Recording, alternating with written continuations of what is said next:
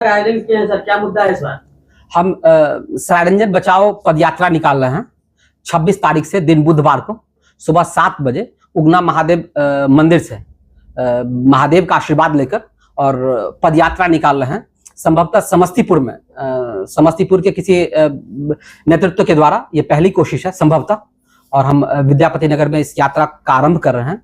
और ये यात्रा कुल 37 दिनों की यात्रा होगी। पहले चरण में 7 दिनों की यात्रा है, जिसमें पूरे विद्यापति नगर में हर गांव में हर गली में जाएंगे और लोगों से संपर्क करेंगे। लोगों की जो समस्या हैं उनको हम सुनेंगे और अपने चुनावी घोषणा पत्र में उन समस्याओं का शामिल करेंगे और उसके समाधान का हम वादा करके चुनाव में जाएंगे। मिशन क्या है आपका? मिशन 2025 विधानसभा चुनाव। कहां से पद यात्रा शुरू हुआ? ये विद्यापति नगर उगना महादेव मंदिर प्रांगण से।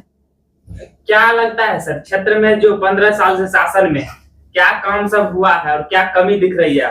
मैं इसको आपको करेक्ट करना चाहूंगा। 15 नहीं 1983 से विद्यापति नगर में उनका नेतृत्व है और सरायरंजन के संदर्भ में आप कह सकते हैं कि 15 वर्षों से है। तो ये क्षेत्रवासियों को देखना है, समझना है, पत्रकार बंधुओं को देखना है कि 83 के बाद अभी 2025 है, इसमें विद्यापति नगर में क्या हुआ और सरायरंजन में पिछले 15 सालों में क्या हुआ है, ये आप लोग देखिए और इसकी व्याख्या कीजिए, समीक्षा कीजिए। किस पार्टी से लड़ रहे हैं सर? जी, मैं निर्दलीय स्वयं सरायरंजन आप पार्टी कह सकते हैं, सरायरंजन के लोगों के समर्थन से मैं लड़ रहा हूँ।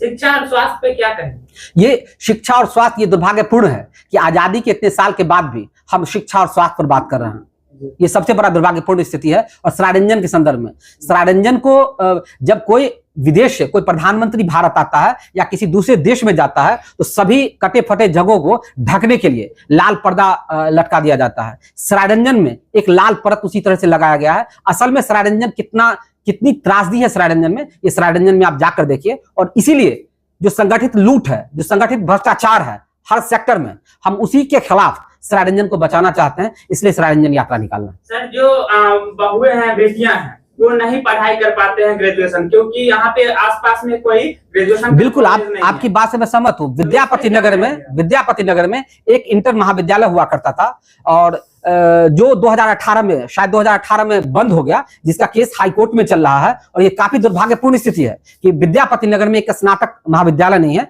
जो हमारी पद यात्रा है उसमें हमारा एक एजेंडा ये भी है कि लोगों से इसके लिए समर्थन मांगना और इसकी लड़ाई लड़ना कि विद्यापति नगर में एक स्नातक महाविद्यालय की स्थापना हो। रोजगार के लिए क्या कुछ कहेंगे? रोजगार के लिए तो भी स्विगी और जोमेटो फेल है बिहार में और खास करके सरायरंजन में। आप फोन कॉल कीजिए, युवा तैयार है, रोजगार ढूंढ रहा है, लाल पानी पहुंचा रहा है, वो कर रहा है। यही तो रोजगार का मॉडल है जो वर्तमान सत्ता पक्ष ने स्थानीय लोगों को, खास करके विद्यापति नगर और सरायरंजन के युवाओं को दिया है। तो इसके अलावा सर आपका और क्या सोच है युवाओं को लेकर? देखिए, युवाओं को लेकर सबसे बड़ी बात है कि कोई भी युवा शौक से कोई गलत कार्य नहीं करता है। अगर कोई युवा शराब की तस्करी कर रहा है या हथियार की तस्करी कर रहा है या गोलीबारी कर रहा है तो वो शौक से नहीं कर रहा है। हर युवा चाहता है कि उसकी एक पत्नी हो, बच्चे हो, माता पिता हो और एक स्वाभिमान का जीवन जिए। लेकिन ये कैसी त्रासदी है, ये कैसा दुर्भाग्य है कि किसी एक व्यक्ति के नेतृत्व को स्वीकार करने के बाद हम लगभग 4 दशक से 5 दशक से किसी एक व्यक्ति का नेतृत्व स्वीकार किए हुए हैं, इसके बावजूद भी आज यहाँ के युवाओं को गलत रास्ते पर चलना पड़ रहा है।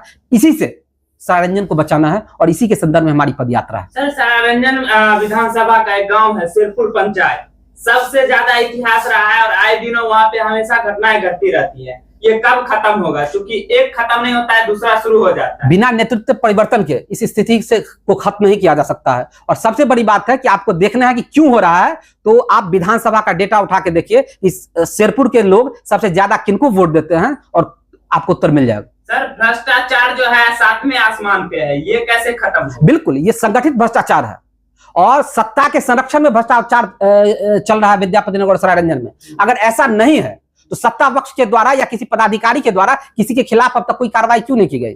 कौन नहीं जानता है कि आज एक दाखिल खारिज में कितने पैसे लगते हैं? कौन नहीं जानता है कि जन्म मृत्यु प्रमाण पत्र बनने में कितना पैसा लगता है?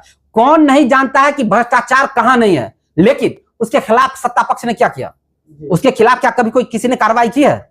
लेकिन कार्रवाई कब की जाती है? जब सत्ता पक्ष का विरोध कीजिए, आपके खिलाफ में केस करवा दिया जाएगा, इसलिए कि आप घुटने के बल पर आप उनके साथ नतमस्तक हो जाइए। अगर आप जन वितरण प्रणाली की दुकान चलाते हैं तो आपके जन वितरण प्रणाली की दुकान पर छापा मरवा दिया जाएगा, सिर्फ इसके लिए कि आप आके घुटने पर टेकिए और माननीय के चरण वंदन कीजिए, तो आपका जन वितरण प्रणाली की दुकान ठीक की जाएगी। यहाँ संगठित भ्रष्टाचार है, यहाँ संगठित अपराध है, यहाँ कोई इंडिविजुअल अपराध नहीं है, कोई एक व्यक्ति अपराध नहीं कर रहा, सत्ता के संरक्षण में यहाँ अपराध हो रहा है, सत्ता के संरक्षण में यहाँ भ्रष्टाचार हो रहा है। इसका सैकड़ों उदाहरण है। और जब मैं सत्ता के संरक्षण में कर रहा हूं तो किसी से छिपा हुआ नहीं है। जो भी स्थानीय लोग हैं वो जानते हैं कि थाना से लेकर जिला तक कौन दलाली करता है और दलाली करने वाला एजेंट किसका है और कौन है।